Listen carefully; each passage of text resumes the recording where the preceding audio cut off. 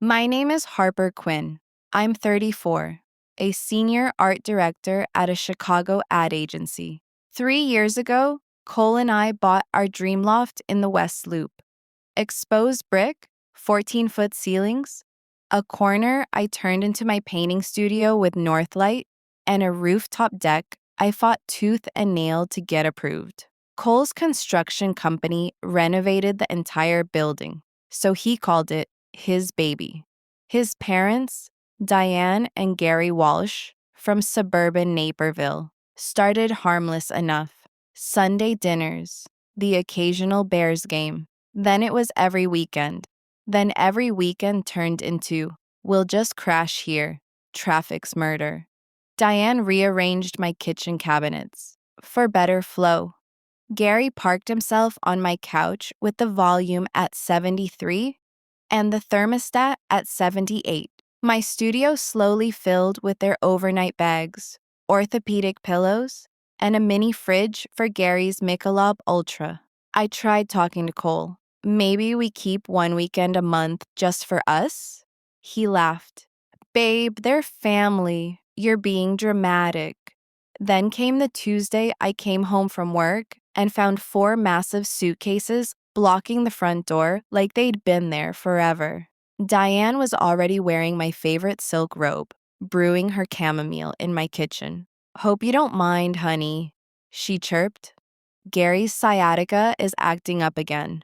2 weeks tops. Promise. Cole didn't even look up from his phone. It's fine, Harp. They're only staying 2 weeks. That night, I stood in my studio and stared at the easel I hadn't touched in months. Their suitcases had colonized the floor. The room smelled like Vicks Vaporub and Jean Nate. Something inside me clicked. Not rage, just cold, perfect clarity. I texted my best friend Zoe at 2 a.m. Your spare key still under the cactus? Reply, always. The next morning, I made Cole's coffee exactly how he likes it, left it on the counter, and didn't make one for myself. Diane was already rating my yogurt. Harper, do you have anything without seeds? They get stuck in my dentures.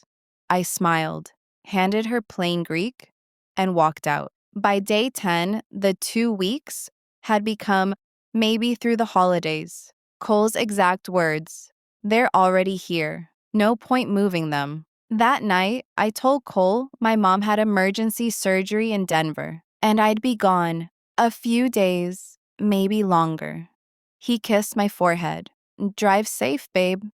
I packed one small weekender. Before I left, I placed a cream envelope on my nightstand. Take all the time you need with family. The house is yours now. Zoe greeted me at her Lincoln Park brownstone with wine and 0 questions.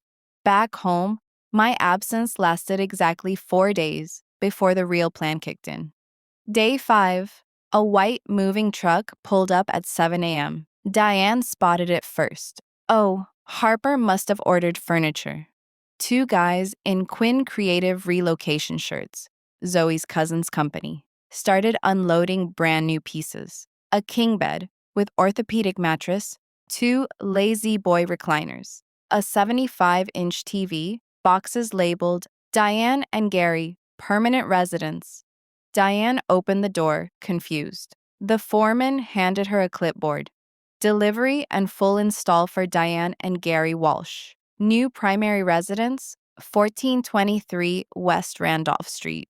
Sign here. By the time Cole got home from work, my painting studio had become their master bedroom. My clothes were boxed in the hallway. A brass plate on the mailbox now read, "The Walsh Family." Cole found the envelope again. The words hadn't changed. He blew up my phone. I answered once. Harper, what the fuck is this? You said they were only staying 2 weeks. I said calmly. I just made it permanent. Enjoy hosting. He tried to undo it. The movers had already changed the locks, per the homeowner's request. That homeowner was me. Title was in my name alone. Cole had insisted it's all ours anyway. Week 2. Cole was doing their laundry, cooking their meals, listening to Gary's sports talk at 3 a.m. Diane refused to use the dishwasher because Harper's settings are too complicated. Week 3. The loft looked like a retirement home exploded.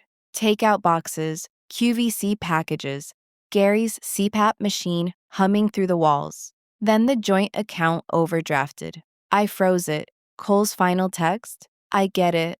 I'm sorry. Please come home. My reply, you are home. The loft sold 6 weeks later. 28% under market.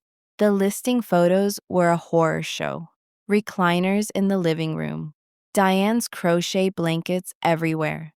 A giant framed photo of Gary holding a fish on my brick wall. I didn't buy it back. I'd already closed on a sunny 2-bedroom in Logan Square with a private rooftop and a studio that smells like turpentine and possibility. 8 months later, I ran into Cole at a coffee shop. He looked 10 years older. They're still there, he muttered. In Naperville now. Basement's mine. I smiled, took a sip of my latte. How's the sciatica? He didn't answer. Some victories don't need yelling. Some revenge is just walking away and letting them drown in the life they forced on you. I still paint every evening. The light is perfect, and the only suitcases in my hallway are the ones I pack for vacations, alone. The end.